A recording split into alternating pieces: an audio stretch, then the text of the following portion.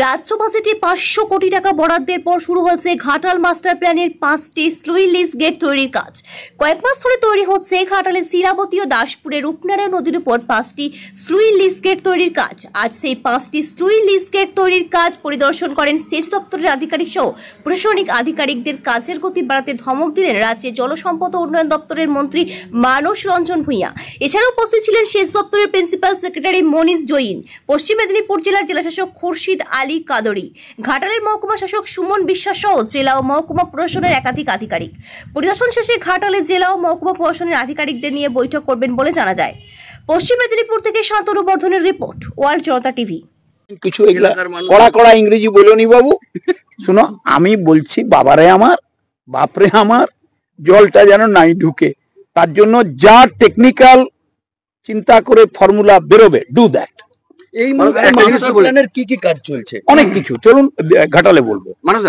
Master প্ল্যানের আমরা প্রত্যেকটি কাজ নিখুঁত ভাবে ধরে ধরে করছি। তার সঙ্গে একটা বড় কাজ হচ্ছে জমির পরিমাণ কতটা নেব, জমির দামটা কতটা হবে, it is in a final stage. জটিলতাটা কেটে গেছে পুরোপুরি, জমি জটিলতা কেটে গেছে। পৃথিবীতে শ্রীকৃষ্ণকে যখন অর্জুন জিজ্ঞেস করেন যে সখা কি করব, এ তো আমি ভয়ঙ্কর আবর্তে বসে আছি তোমার পদতলে, তখন শ্রীকৃষ্ণ হেসে বলেছিলেন জীবনে অনেক কিছু সমস্যা থাকবে, কিন্তু এগোতে হবে।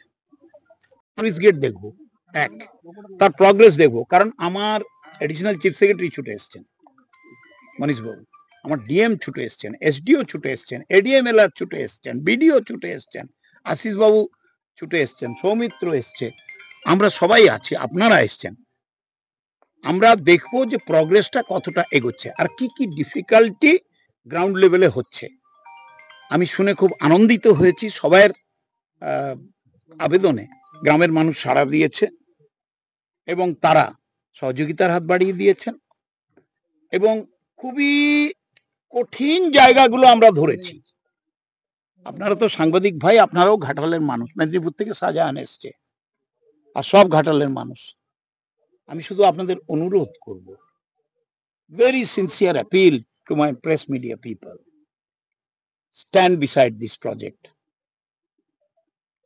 এই প্রজেক্টটাকে এগিয়ে নিয়ে যাওয়ার কথা বলুন, কোনো অসুবিধা থাকলে আমাদের জানান, আমরা সঙ্গে সঙ্গে রেকটিফাই করব এবং মানুষের কোনো কষ্ট না দিয়ে, ক্ষতি না করে, মমতা বন্দ্যোপাধ্যায় আমাদের মুখ্যমন্ত্রী, তার যেটা ফিলসফি, দর্শন, যে মানুষের পাশে দাঁড়ান, মানুষের জন্য চিন্তা করুন, মানুষের জন্য কাজ করুন।